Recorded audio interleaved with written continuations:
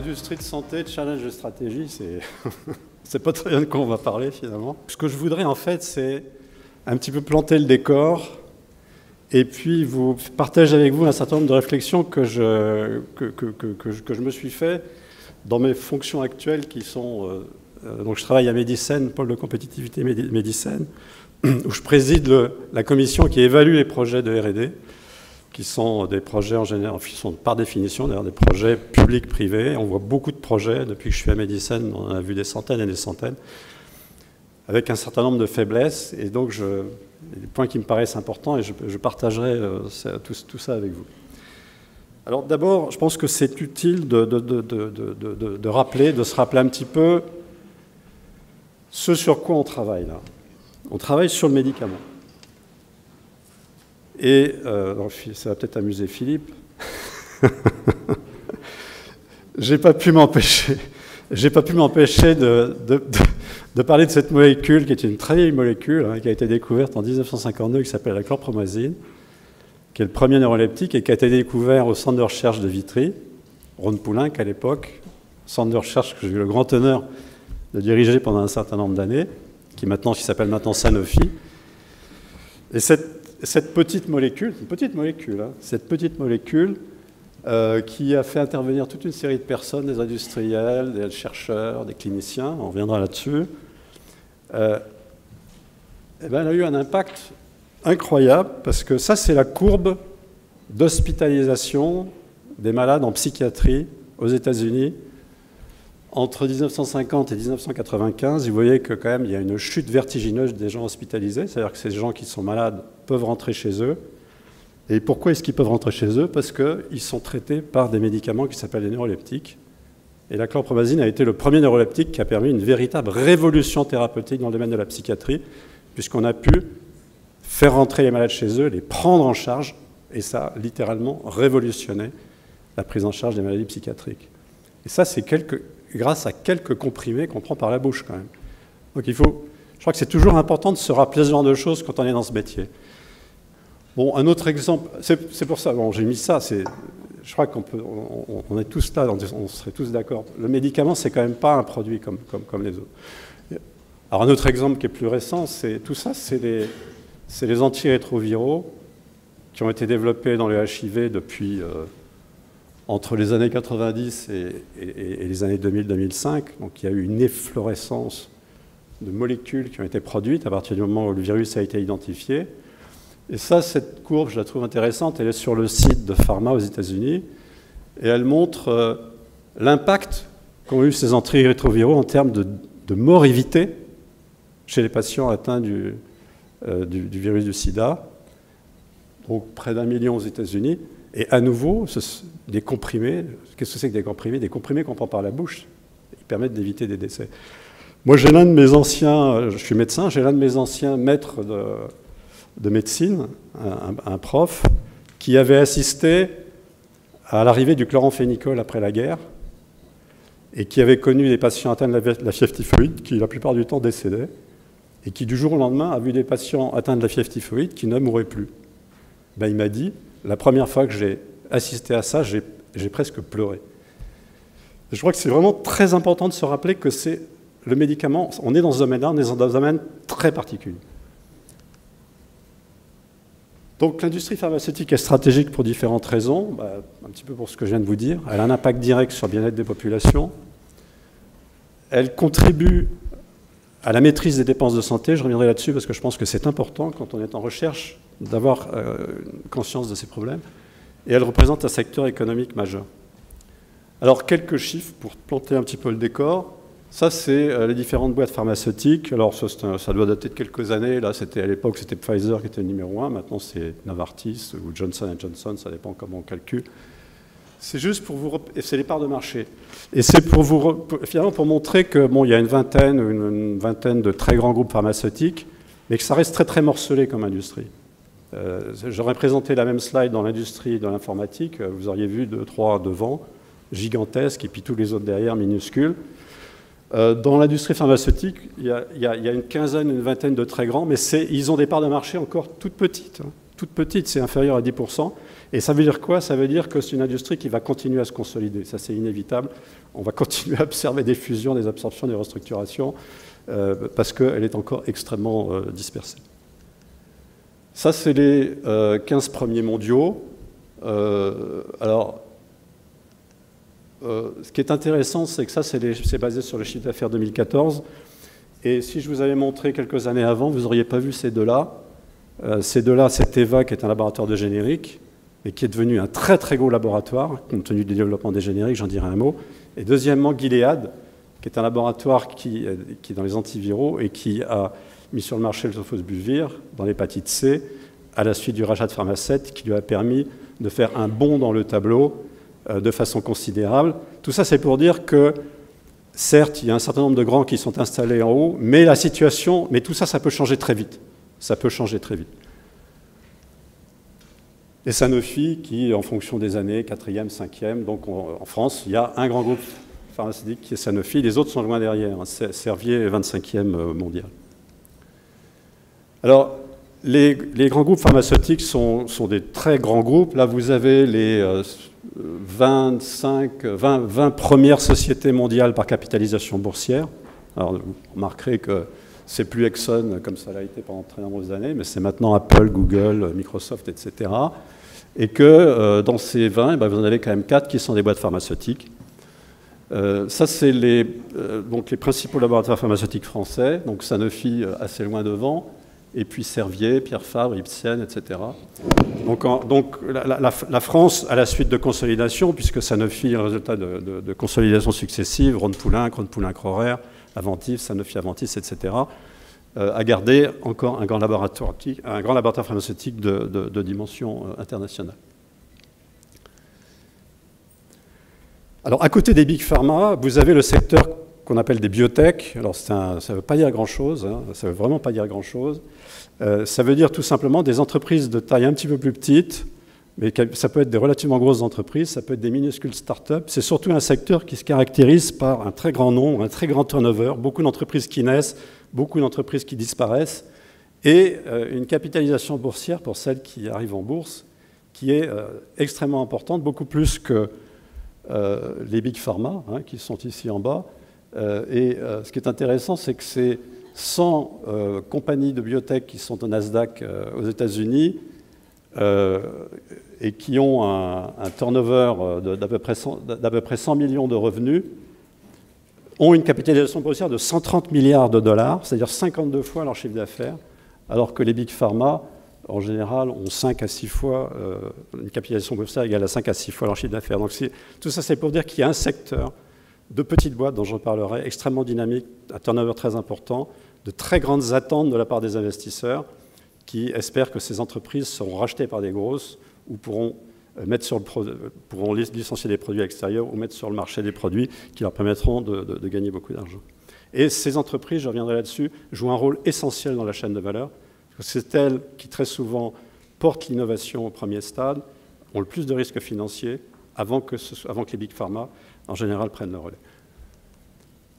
Alors, ça, c'est un tableau que je trouve assez intéressant qui résume un petit peu l'histoire naturelle des principales boîtes de biotech aux États-Unis sur plusieurs années, entre 2010 et 2014. Et vous voyez qu'il y en a beaucoup, qu'il y en a un certain nombre qui grossissent par croissance organique, mais qu'il y en a beaucoup qui sont rachetés par d'autres. Et vous en avez une en particulier qui s'appelle Genzyme, qui a été rachetée par Sanofi. Donc c'est un secteur qui bouge beaucoup, racheté, boîtes disparaissent, etc. Alors, je crois que c'est important aussi de se rappeler, puisque ma présentation porte sur les industries de la santé et que Harris est l'un des sponsors et n'est pas uniquement le médicament, qu'à côté des biotech, vous avez d'autres secteurs d'activité industrielle extrêmement importants et en très forte croissance, qui est celui des medtech et qui est celui des services. Alors, bon, le médicament, vous avez le médicament de prescription, les génériques, les médicaments sans ordonnance, les big pharma, les biotech. Il y a un secteur qui est extrêmement important à côté des médicaments, qui est souvent complémentaire, d'ailleurs j'en dirai un mot, qui est celui du diagnostic.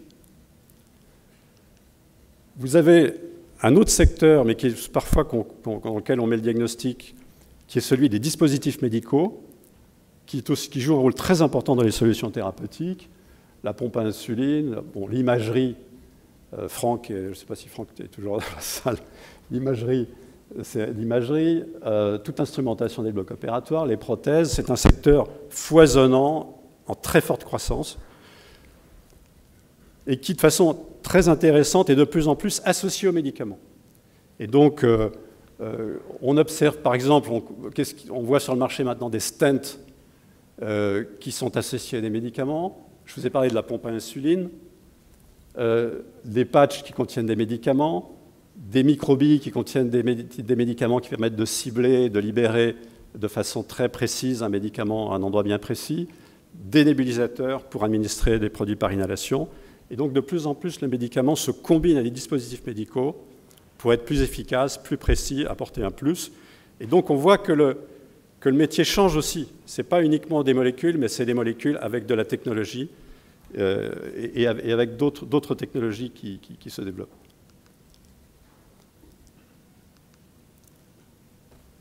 Le secteur des technologies de l'information et de la communication, qui est extrêmement complémentaire de la santé, c'est tout ce qui concerne par exemple la télémédecine, les utilisations du smartphone en santé, les jeux, ce qu'on appelle les serious games, les jeux vidéo destinés aux malades, etc. Domaine aussi extrêmement foisonnant. Là, j'ai mis un exemple que j'ai trouvé assez marrant, qui est donc un produit qui a été approuvé par la FDA à la fin de l'année dernière, par la société Proteus, qui est donc c'est un neuroleptique en fait.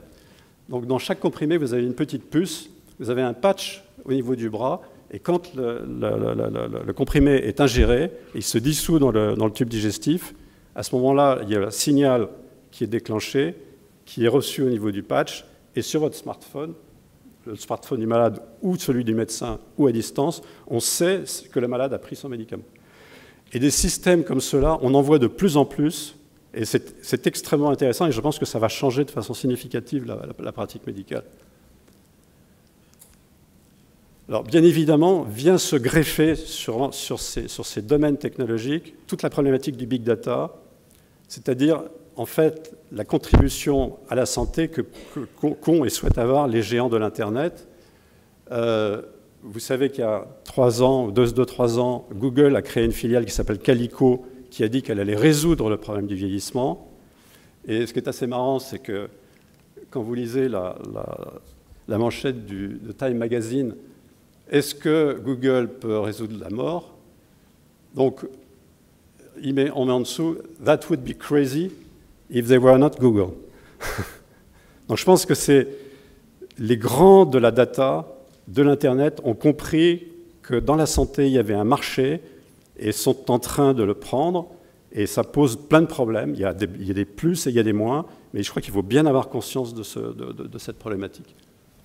Alors, les principales compagnies de MedTech dans le dispositif médical, ce n'est pas celles que vous avez vues nécessairement sur les tableaux précédents des Big Pharma. Vous en avez certaines qui sont à la fois dans le médicament et dans le dispositif médical, comme Johnson & Johnson, mais par exemple, ce sont des boîtes comme Medtronic, Siemens, General Electric, Roche, qui est là à cause de son activité diagnostique, c'est Philips, etc. Et vous voyez que vous avez quand même un Français qui est là, qui est Essilor, alors dans un domaine très particulier qui est celui des verres en optique. Mais donc il y a quand même un Français qui est dans le top 20 des boîtes de MedTech. Alors les principaux domaines en termes de chiffre d'affaires dans le domaine des technologies de la santé, c'est le diagnostic, c'est l'imagerie, c'est la cardiologie avec toutes les prothèses, les cathéters, etc., l'orthopédie avec les prothèses, l'ophtalmo et d'autres domaines. Alors, dans le domaine du diagnostic, de nouveau, un certain nombre de noms dont on a parlé, Roche, Siemens, Abbott, et vous voyez bioMérieux, qui est le 9e mondial et qui apparaît également dans ce tableau. Alors, ne pas oublier également à la périphérie de ces business d'autres domaines, par exemple celui de l'alimentation, ce qu'on appelle les nutracéutiques, domaine qui devient de plus important avec l'importance qu'on accorde au microbiote, toutes les recherches qui sont faites sur le microbiote, l'interface environnement et nos gènes, modulés par l'alimentation. Donc c'est un secteur qui est périphérique à la santé, mais qui rentre de plus en plus dans le champ de la santé. Et toute la problématique de l'environnement, des industries de l'environnement, les industries de l'eau aussi, qui sont Et on les voit, nous, à Medicine, qui sont de plus en plus intéressés par des problématiques de santé. Alors, vous vous dites, non, ce n'est pas une erreur, hein, c'est une slide qui est bien dans ma présentation. Pourquoi est-ce qu'il présente cette slide? J'avais demandé un jour au responsable de la R&D de Renault qu'est-ce que c'était qu'une innovation pour lui. Et il m'avait dit, pour nous, l'innovation, c'est l'espace. Et vraiment, ça m'avait fait beaucoup réfléchir, parce que l'espace, si vous réfléchissez bien, l'espace, ce n'est pas du tout de l'innovation technologique. L'espace, c'est le moteur, enfin, tous les constituants de l'espace, ça n'a rien d'innovant. Ce qui est innovant dans l'espace, c'est le concept. C'est l'ergonomie. C'est le nouveau concept que ça représente. Et c'est juste pour vous faire... Et ça m'a fait prendre conscience de quelque chose, c'est que dans notre métier, dans la santé, il y a un autre domaine, une autre galaxie, qui est un gisement majeur d'innovation, c'est celui de l'innovation non technologique. C'est celui des services. Parce que le chiffre d'affaires dans la santé, il est aux 3/4 représenté par celui des services. Et c'est quoi les services? C'est les hôpitaux, c'est les soins aux malades, l'hôpital, la ville, la médecine d'urgence, le SAMU, l'accueil des malades, le parcours de soins, l'optimisation des soins. Allez dans un hôpital, suivez un malade qui vient d'avoir un infarctus du myocarde, qui doit aller voir 10 spécialistes différents, vous verrez qu'il y a de l'innovation à voir pour améliorer son parcours de soins. Il y a un champ d'innovation majeure dans ce domaine. Et je crois que c'est extrêmement important, puisque cette école est une école de l'innovation, de ne pas oublier qu'à côté de l'innovation technologique, il y a de l'innovation non technologique, qui peut-être d'ailleurs en termes d'économie de santé aura un impact beaucoup plus important que l'innovation technologique elle-même. Et là j'ai mis, donc c'est ce qu'on appelle également l'innovation d'usage. Quelques exemples, par exemple les jeux vidéo, repositionnés par exemple pour éduquer des diabétiques, c'est de l'innovation non technologique. Le SAMU, le parcours de soins à la salle de réveil, c'est l'innovation non technologique de process. Et les génériques et la sécurité sociale, c'est l'innovation de modèle économique. Donc, et ça, c'est des choses également très importantes. Donc je crois qu'il faut toujours garder ça bien présent là, en tête. Alors, l'autre chose aussi intéressante, c'est quand on regarde le marché de la santé au niveau mondial, c'est évidemment les services, les soins aux malades sont prééminents. Le médicament représente une part relativement peu importante, et le dispositif médical encore moins importante, mais fortement en croissance. Alors, les big pharma font face à de nombreux défis. Si on compare la croissance du chiffre d'affaires des big pharma par rapport aux autres industries, depuis une dizaine d'années, celle-ci est moins importante que d'autres secteurs industriels. C'est également le cas des boîtes de moyenne taille, pharmaceutiques de moyenne taille. En revanche, quand on regarde les génériques, les petites biotech, les sociétés de services, les sociétés qui sont dans l'équipement, dans le dispositif médical, on voit qu'il y a une croissance supérieure à celle du marché. Et donc ça, ce sont des tendances qui sont intéressantes. Alors les génériques, bon, dans tous les pays, la plupart des gouvernements ont mis en place des systèmes qui facilitent et qui encouragent l'utilisation des génériques. Et là, vous avez l'utilisation des génériques en volume et en chiffre d'affaires dans la plupart des pays. Vous voyez quand même qu'il y a une très grosse différence entre les États-Unis qui sont ici et la France, puisqu'aux États-Unis, 84% du volume des prescriptions est assuré par les génériques, alors qu'en France, on est à 25%. Et donc, on voit que les pratiques et le cadre médico-économique est extrêmement différent dans ces différents pays. Et donc, ça, ce sont toutes les boîtes de génériques qui se sont développées depuis un certain nombre d'années. Vous voyez que donc ce n'est pas les mêmes que les big pharma, même si certaines big pharma font également des génériques. Là, j'ai mis Sanofi qui est dans cette liste-là, parce que Sanofi fait également des génériques et fournit des substances actives aux génériqueurs qui les vendent sur leur propre marque également. Et pourquoi est-ce que Sanofi fait ça? C'est tout simplement pour garder ses usines. Voilà, donc ce sont d'autres noms que ceux dont je vous ai parlé. C'est Teva, c'est Mylan, c'est par exemple Dr Reddy et des sociétés comme ça qui croissent régulièrement tous les ans et qui, pour certaines d'entre elles, se mettent à faire de l'innovation thérapeutique et investissent en R&D.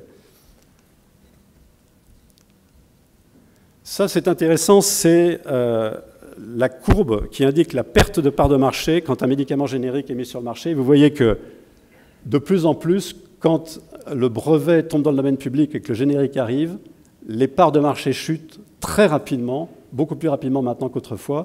Et donc ça veut dire que quand votre brevet tombe, que le générique arrive, eh bien, quelque part, quasiment, vous disparaissez de l'écran radar. Alors, quel est le modèle économique de l'industrie pharmaceutique? Eh bien, il est assez simple, il est représenté sur cette diapositive. L'industrie pharmaceutique met sur le marché des médicaments innovants. Pour pouvoir mettre ces médicaments sur le marché, elle investit en recherche-développement, et donc elle dépense de l'argent pendant un certain temps. Et ce qu'elle espère, quand elle met ces médicaments sur le marché, c'est récupérer au moins l'argent qu'elle a investi. Donc voilà, c'est un modèle relativement simple. Sachant que les médicaments innovants peuvent venir de sa propre recherche, ou provenir d'entreprises qui ont été rachetées et dont la Big Pharma a assuré le développement des phases tardives.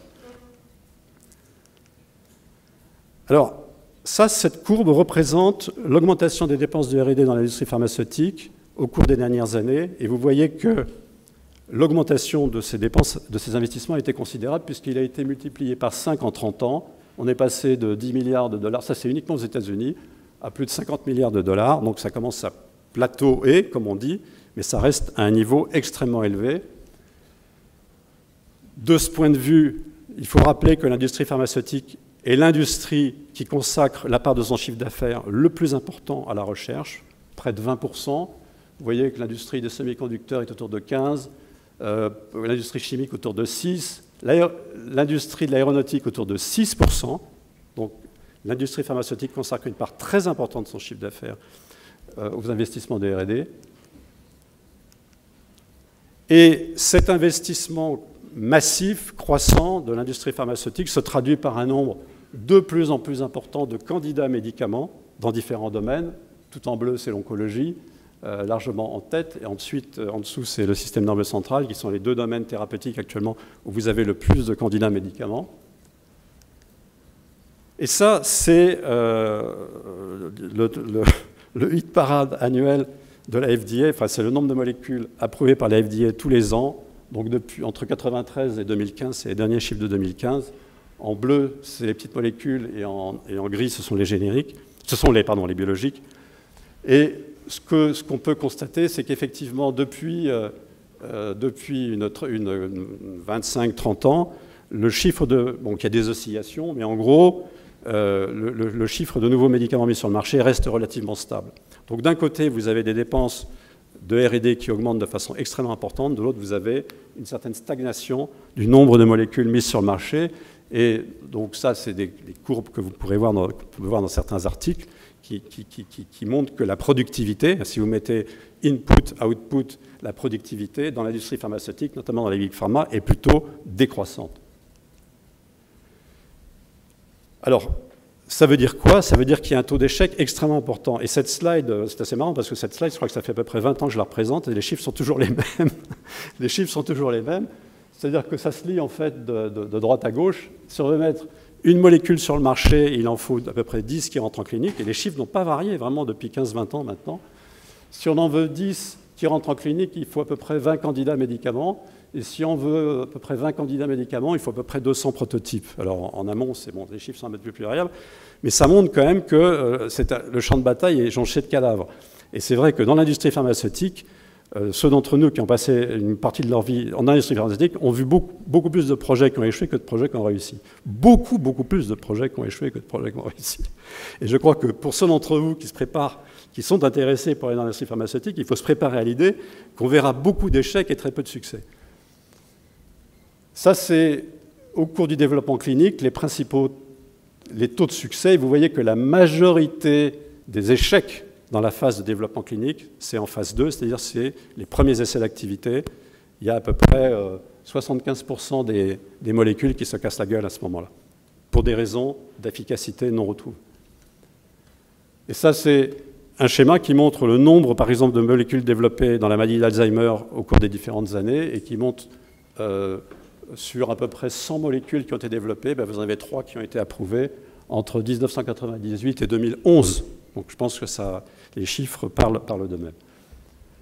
Alors, c'est intéressant, et Philippe en parlera très certainement, de s'intéresser aux causes d'échec des projets. Et ça, c'est les chiffres de Sanofi. C'est les chiffres de Sanofi d'il y a quelques années. Sur 117 projets arrêtés, plus de la moitié étaient arrêtés pour des problèmes de safety. qu'il s'agisse de problèmes de toxicité chez l'animal ou de problèmes d'effets indésirables chez l'homme. La moitié des projets qui s'arrêtent, c'est des projets qui s'arrêtent pour des raisons de safety.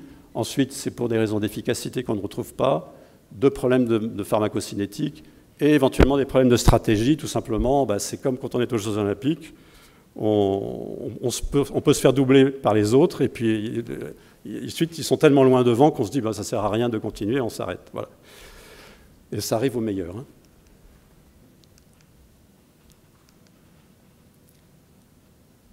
Alors ça, je vais passer.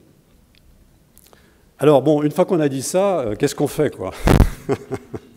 J'espère que vous n'avez pas trop découragé, mais qu'est-ce qu'on fait? Et donc là, je voudrais, la deuxième moitié de la présentation, vous indiquer un petit peu quelles sont les pistes qui peuvent permettre, disons, d'accroître la probabilité de succès dans les projets de R&D.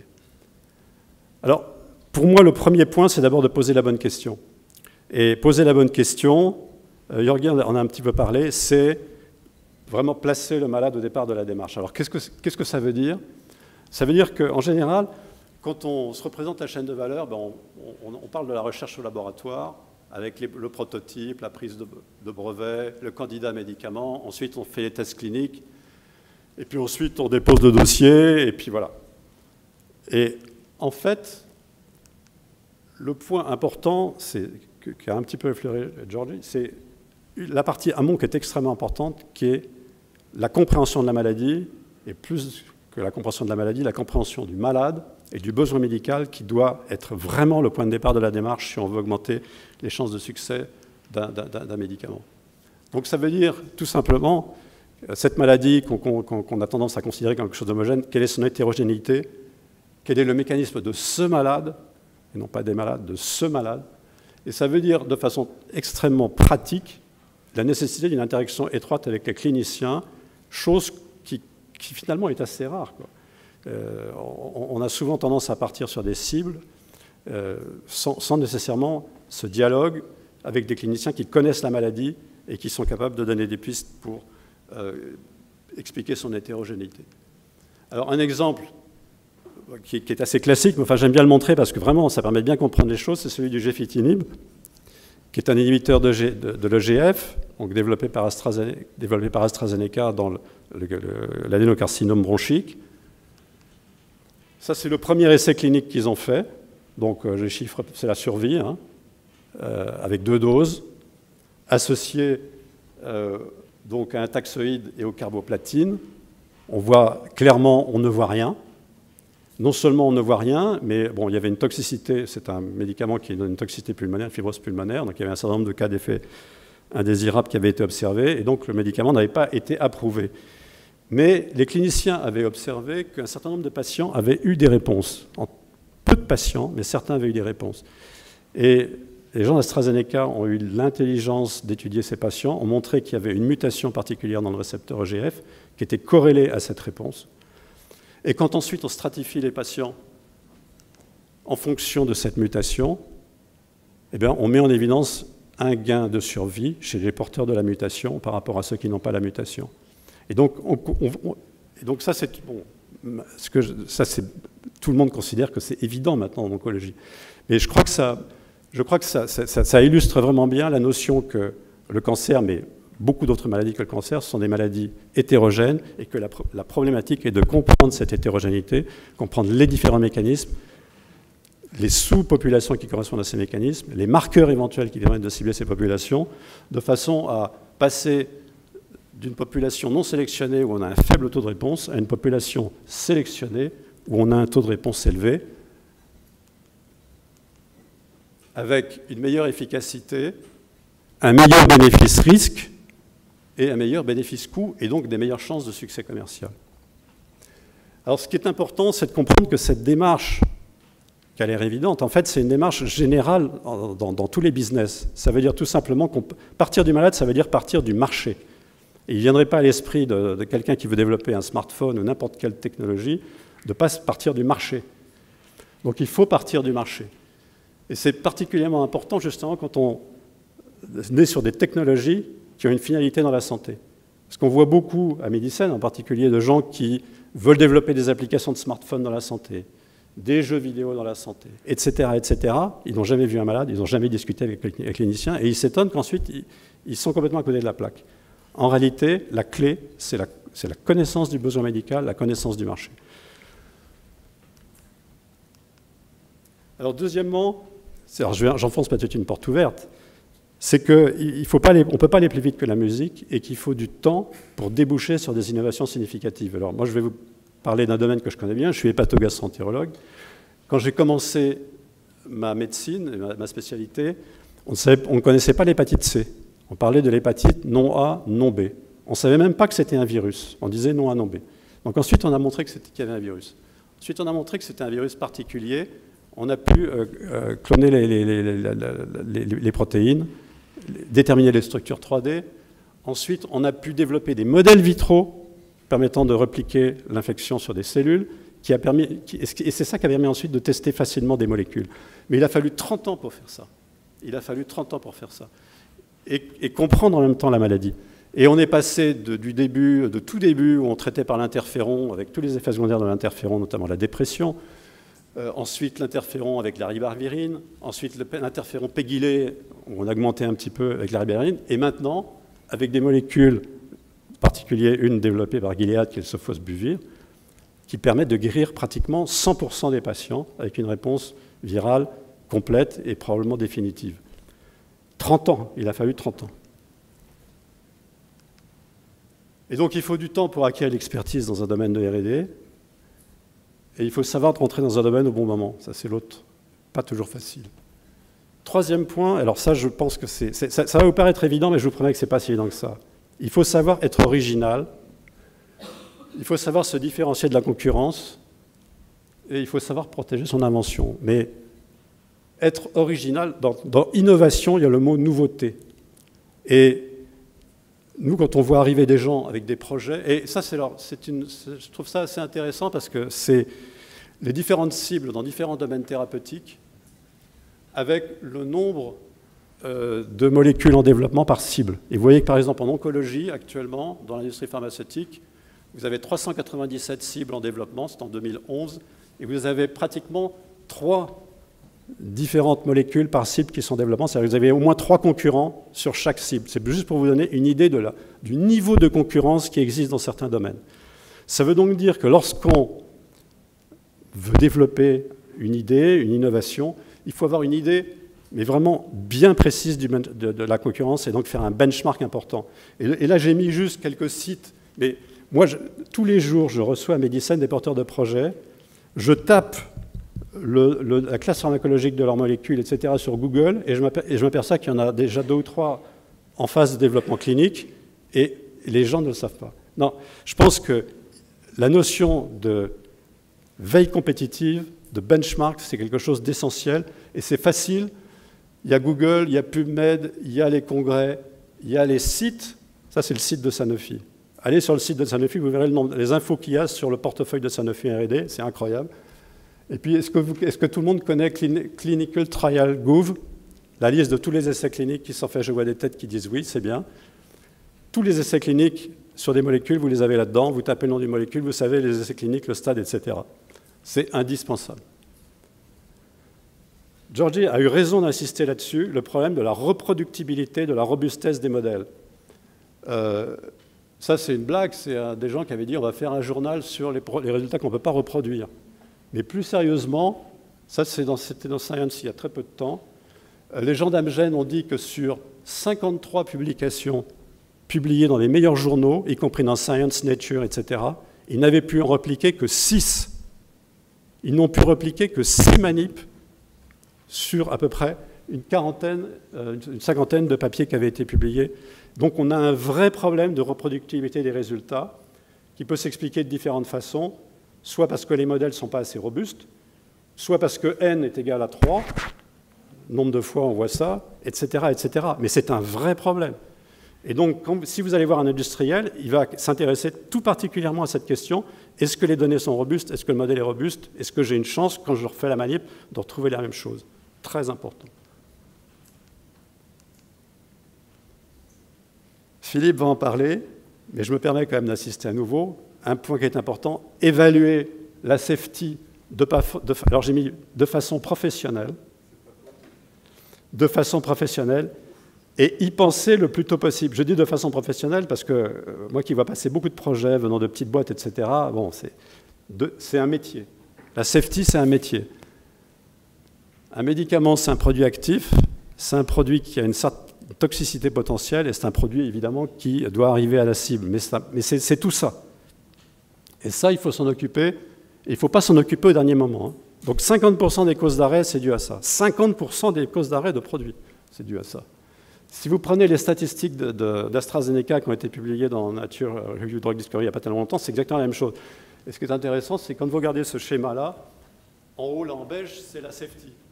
En haut, en beige, c'est la safety. Donc vous voyez qu'en préclinique, c'est la majorité des causes d'arrêt de produits, c'est la safety. En phase 1, c'est également la safety, c'est normal, c'est là où on teste la tolérance. En phase 2, c'est surtout l'efficacité, mais encore de la safety. Et en phase 3, il y a encore de la safety. Donc, vaste problème. Hein. Vaste problème. Et bon, la tox, c'est une science exacte, c'est pas exact. Et il y a encore du boulot à faire pour augmenter sa prédictivité. C'est un chantier colossal, mais tellement important. Les études sur l'animal ont une prédictivité très faible. Bon, l'hépatotoxicité, c'est 50% de concordance entre animal et homme. 50%, donc une chance sur deux de vous tromper. Et puis ça, c'est un autre problème qu'on a. Alors là, je vous garantis que c'est la hantise des gens qui développent des molécules. C'est tout va bien jusqu'en phase 3. Tout va bien jusqu'en phase 3. Et puis en phase 3, vous avez 10 patients qui ont des augmentations de transaminase. 10 sur 1000. Voilà. C'est ce qu'on appelle la toxicité idiosyncratique. C'est celle qu'on ne voit, qui est une toxicité rare, qu'on ne voit quand il y a des grands effectifs. Et celle-là, on ne sait pas l'anticiper, on ne sait pas la prédire. Il faut adapter le développement clinique à la pharmacologie des produits. Et ça, c'est le dialogue qu'il doit y avoir entre des chercheurs et des cliniciens. Le nombre de fois où on voit 10 produits avec une pharmacologie différente, ils sont étudiés de la même façon en clinique. Les cliniciens vous disent « Ah ben attendez, nous on sait faire, vous nous laissez faire. » On sait faire. L'exemple des PD1 antagonistes est quand même extrêmement intéressant, parce que les PD1 antagonistes qui sont en train de révolutionner le traitement du cancer, donc l'immunothérapie du cancer, eh ben, on s'est rendu compte qu'on pouvait avoir des rémissions prolongées après des augmentations de volume tumoral, voire même après l'apparition de nouvelles localisations de tumeurs. Autrement dit, si on avait étudié ces molécules comme on le faisait avant en oncologie, on aurait dit « ça ne marche pas ». Et ce qui est extrêmement intéressant, il y a un papier très intéressant dans Nature Review Drug Discovery qui est sorti, où en fait, la communauté s'est posé la question comment est-ce qu'il faut qu'on fasse les essais cliniques, discuter avec les agences pour que les agences acceptent les nouveaux endpoints, et c'est grâce à ça qu'on a pu développer ces produits. Mais ça nécessite, c'est une véritable révolution intellectuelle pour un clinicien. Hein. Vous savez, les cliniciens en général... Bon, j'en dis pas plus. Alors, anticiper les verrous d'accès au marché. Ça, c'est l'économie de la santé. C'est extrêmement important. Ça, c'est la courbe d'augmentation des dépenses de santé dans la plupart des pays. Alors, en noir tout en haut, c'est les États-Unis. Les États-Unis, ils sont toujours les premiers, mais alors là, ils sont vraiment les premiers. Et ils ont une espérance de vie qui est moyenne, qui est à 79, je ne sais plus combien, donc ils sont 30e. Donc ça ne veut pas dire que plus on dépense, plus on a une santé de qualité. Ça n'a rien à voir. Mais c'est juste pour sensibiliser au problème que les coûts de la santé, ça devient un problème majeur. Ça devient un problème, notamment en France, parce que là, tout ce qui est vers le bas, c'est le déficit. Hein. C'est-à-dire qu'on n'est pas capable d'équilibrer le budget. On n'est pas capable, donc on crée de la dette avec les dépenses de santé, et donc on est dans un environnement médico-économique extrêmement contraint. Le médicament ne représente là-dedans que 15-16%. On dit tout le temps, le médicament, c'est le médicament qui coûte cher. C'est pas vrai, c'est pas le médicament qui coûte cher. Le médicament, la part de dépenses, du médicament dans les dépenses de santé n'a pas changé depuis 30 ou 40 ans. C'est entre 15%, 14%, ça c'est les chiffres européens. Mais il y a un truc qu'il faut bien avoir en tête, c'est que le médicament est le seul produit dont le prix est fondé sur la valeur perçue par l'utilisateur. La valeur perçue par l'utilisateur. Ça veut dire quoi? Ça veut dire qu'on va discuter avec les autorités de santé, avec les payeurs, et que le prix dépendra du bénéfice qu'on saura mettre en évidence. Et cette notion-là, il faut l'avoir, ce n'est pas uniquement réservé à des économistes de la santé, ce n'est pas réservé à des services dans la boîte qui interviennent tard.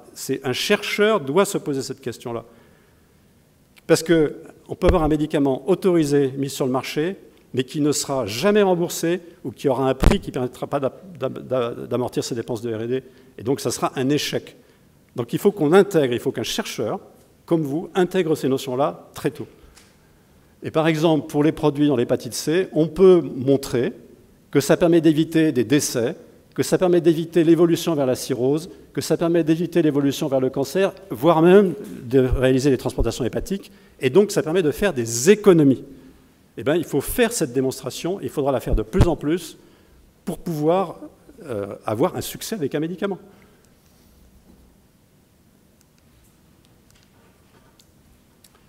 Alors, dernier point dans cette rubrique, c'est qu'il faut bien avoir conscience que dans les produits de santé et les industries de santé, vous avez toute une partie qui est remboursée, celle dont je parlais, mais vous avez de plus en plus une partie qui n'est pas remboursée, c'est-à-dire c'est ce que les patients sont prêts à payer. Je suis un diabétique, on me propose une application de smartphone qui va m'aider à me prendre en charge, doser mon insuline, savoir ce que je dois manger. Ce n'est pas remboursé par la Sécu, mais je trouve que c'est extrêmement commode. Eh bien, je suis prêt à le payer, même si ce n'est pas remboursé par ma mutuelle. Ça, de plus en plus, on va le voir.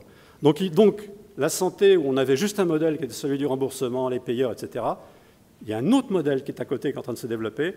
C'est celui, tout simplement, d'une industrie banale, où les gens sont prêts à payer, et on peut gagner de l'argent aussi en faisant ça. Et ça peut être un business très rentable. Et ça peut apporter énormément de services aux gens. Alors, dernier point, et j'en aurai fini, c'est, au fond, un des facteurs de succès, je crois qu'on a commencé à l'aborder dans la discussion, etc., c'est adopter une démarche de R&D ouverte et collaborative. Donc, je reprends ma chaîne de valeur. Vous avez bien vu qu'il y a différents types d'acteurs qui interviennent. Il y a les chercheurs, les cliniciens académiques. Et puis ensuite, il y a la R&D industrielle, avec deux types de scénarios. Soit une grande entreprise qui prend le relais. Tout à l'heure, il y avait la question où intervient l'entreprise. Ça peut être un grand groupe qui prend le relais tôt. La cible est validée, au criblage à haut débit, ou plus tard, au moment du candidat, du lead, ou d'une molécule pour laquelle on a une preuve d'efficacité clinique. Et vous avez le scénario 2, qui est un scénario qui est le plus en plus fréquent, qui est, c'est une petite boîte, une biotech, qui va faire la jonction avec la recherche académique, et ensuite qui passera la main à une grande entreprise ou qui se fera racheter par une grande entreprise. Et ce scénario-là est celui qu'on voit de plus en plus souvent. Exemple, le rachat de Pharmacet par Gilead, et c'est donc la molécule c'est le sofosbuvir, ou c'est le rachat de Medarex par BMS pour les anti-PD1, qui est le nivolumab, qui est donc cette molécule dans l'immunothérapie du cancer qui a des résultats spectaculaires dans le mélanome.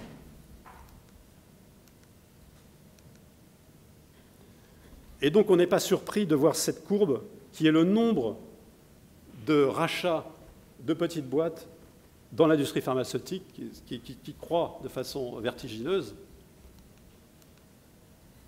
Ce qui ne veut pas dire que ce n'est pas si simple, que ce n'est pas si facile que ça qu'un grand groupe travaille à une biotech, rachète une biotech, collabore avec une équipe académique. Et ça, j'ai trouvé ça très intéressant. C'est les chiffres de Merck qui montrent les deals qu'a fait Merck sur une année. Il a étudié 7800 opportunités. Il en a revu 1152, donc 14%. Donc vous voyez déjà la chute. Ensuite, il rentre en due diligence, c'est-à-dire qu'on regarde les données de façon confidentielle, après avoir signé un contrat de confidentialité, dans 6%, 486, et in fine, ça va se traduire par 151 deals, donc au total 0,7%. Donc, enfin, c'est les chiffres tels qu'ils sont. Hein. Voilà, c'est les chiffres tels qu'ils sont. Il faut bien avoir conscience que quand on va voir un grand groupe et qu'on lui propose un projet, la probabilité de succès est très faible. Mais il ne faut pas se décourager, il faut aller en voir d'autres, etc., etc. Mais ça montre bien la difficulté de cette affaire et qu'on a besoin d'ailleurs d'outils pour faire en sorte que ce soit plus efficace. Donc, il faut apprendre à travailler ensemble. Bon, ça c'est une lapalissade. Donc pour terminer, je vais dire un mot sur les pôles de compétitivité qui aident à travailler ensemble, parce que c'est là où je travaille, je vais faire ma petite pub quand même. C'est quoi les pôles de compétitivité? Ça, c'est un schéma qui représente où va l'investissement aux États-Unis en santé. Et ce qu'on voit, c'est que l'investissement aux États-Unis, il ne va pas n'importe où. Il va en Nouvelle-Angleterre, et qui dit Nouvelle-Angleterre dit Boston. Ce n'est pas New York. New York commence à se développer un peu, mais c'est Boston. Il va dans la baie de San Francisco. Il va au sud de Los Angeles, et puis un peu ailleurs. Mais il va uniquement à certains endroits. Ça, c'est quand même intéressant. Les investisseurs, ils n'investissent pas n'importe où. Ils investissent à certains endroits. En Europe ou dans d'autres parties du monde, c'est pareil. Il y a quelques endroits, par exemple en France, tiens, il y a Paris, Lyon, Grenoble. Au Japon, Tokyo. En Chine, etc. Quelques endroits dans le monde. Alors, c'est bizarre, ça. Qu'est-ce que ça a de particulier? Et c'est là où intervient la notion de pôle de compétitivité. En fait, dans ces endroits, vous avez un écosystème d'acteurs qui travaillent facilement ensemble. Vous avez de la recherche académique, des hôpitaux, des petites boîtes, des grands groupes industriels qui se connaissent avec des relations fluides, des relations faciles. Et c'est là où les investisseurs investissent. Et donc, l'idée des pôles de compétitivité qui ont été créés en France il y a maintenant une dizaine d'années par l'État, c'est de créer en France des structures qui permettent le rapprochement de ces différents acteurs. Donc un pôle de compétitivité comme Medicine, ça rassemble la recherche académique, les hôpitaux, les grandes entreprises, les universités, les start-up et les collectivités locales. Et on essaye de faire travailler ensemble tous ces gens-là. Donc vous en avez 8 en France. Voilà, donc toutes ces entreprises, toutes ces institutions, on essaye de les faire travailler ensemble pour monter des projets, pour faciliter les relations entre les uns et les autres, pour mettre en relation une équipe académique avec un industriel, une petite boîte avec un grand groupe. Les petites boîtes ont un mal de chien à rentrer en relation avec les grands groupes. Passer par un pôle de compétitivité, ça facilite ce genre de relation. Et ça, j'aime bien cette photo parce que c'est l'équipe de Brian Drucker aux États-Unis, tu as mentionné le Glivec, qui a développé le Glivec. Et Brian, ça c'est au moment de son anniversaire, ça remonte à 1988 quand même. Donc c'est pour ça qu'ils ont tous mis une cravate. Voilà, il est là, Brian Drucker. Et c'est très intéressant, je vous invite à lire ce papier dans Nature Medicine de 2009 où Brian Drucker raconte l'histoire de la découverte du Glivec. Et j'ai essayé, moi, en lisant ce papier, de sortir quelques mots-clés qui m'ont paru importants, qui expliquent au fond pourquoi ça a marché, ce truc. Ben, ça a marché parce que, c'est un médecin, voilà, on va dire c'est facile, c'est un médecin, mais il voyait en consultation des patients qui avaient atteints de leucémie, donc il connaissait vraiment le besoin médical. Donc, besoin médical. Il voulait vraiment faire quelque chose. Il avait marre de voir ces malades qui meurent, etc. Il voulait faire quelque chose. Il a essayé de trouver les meilleurs labos. Donc il a changé plusieurs fois de labo pour être à chaque fois dans les meilleures équipes. Je crois que c'est quelqu'un, on m'a dit qu'il avait des qualités managériales assez exceptionnelles. C'est quelqu'un qui était capable de travailler de façon horizontale avec les autres, sans s'imposer. Les gens avaient envie de venir le voir. Ils avaient envie de venir le voir. Très important. Il n'a pas hésité à travailler avec des gens de disciplines différentes. Et point fondamental, il avait établi très tôt une connexion avec un de ses copains qui travaillait chez Ciba à l'époque, Ciba, maintenant Novartis. Et quand il a eu ses screens, sa cible et ses screens, il a tout de suite discuté avec lui pour qu'il lui passe des molécules. Ils ont commencé à travailler ensemble. Et c'est ça qui a permis la découverte de cette petite molécule, qui est quand même extraordinaire parce qu'elle a quand même révolutionné le traitement de la leucémie myéloïde. Quand on regarde la courbe de survie avec la chimiothérapie standard, ensuite l'interféron et le Glivec, bon, alors on sait qu'il y a des résistances, etc., mais ça a vraiment révolutionné le domaine. Donc je pense que c'est ça, au fond, ce qui est extraordinaire dans cette aventure. C'est une aventure humaine, finalement, mais il y a quand même des trucs, et j'espère que vous avez compris qu'il y avait quand même quelques trucs pour augmenter les chances de succès. Merci beaucoup.